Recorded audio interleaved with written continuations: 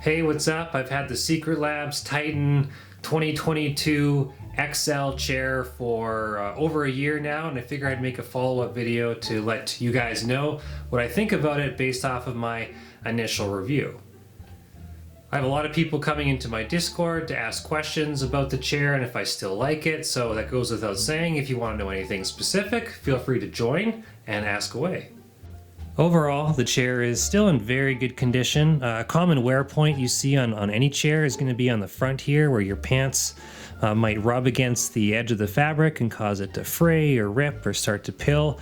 Hopefully the camera will pick this up, but you can see it is virtually perfect. I don't see any flaws, any issues at all. It definitely feels softer than the bolstering on the side that hasn't been touched as much, which might indicate that this could be a problem in a few years. But definitely a year and a half later or so, and no issues at all. In my first review video last year, I noted some quality issues, and here's a really good example here of where the position of the back is actually jammed into the corner of the armrest. Now this doesn't personally bug me, but it's just worth noting that this is in close contact here with the upright position of the backrest. But if you go over to the right side, you can actually see there's like a good ½ an inch gap here.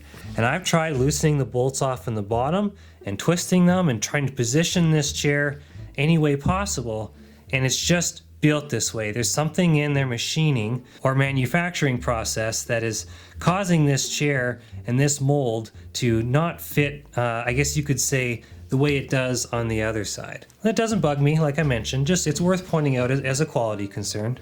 Check out my sweet water bottle from Google.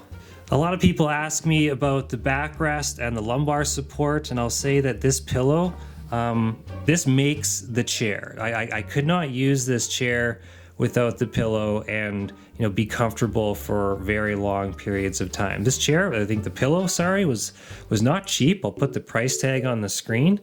But the reason why this chair needs a pillow is that the lumbar support is not overly aggressive. Even with the adjustments on the side, one makes a piece go up and down, one makes it go in and out.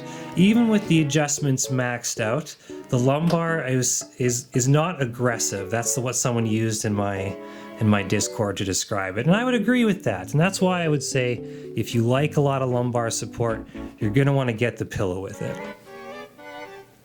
Now, I'm touching on how cheap the chair can be again, and this is what I refer to maybe just if this chair was worth a little bit more money. Do you hear this?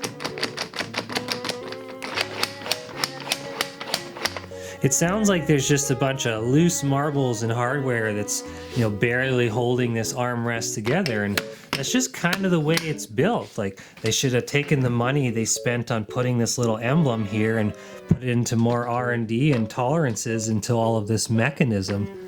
So I originally had this armrest on the left replaced under warranty when I first got the chair because it had a horrible clunk. There was something bound up in this mechanism, and when you pushed on the side, it would like rotate a quarter of an inch, maybe an eighth of an inch, and you'd hear like a clunk, clunk, clunk. So it doesn't do it anymore, and it sounds quieter.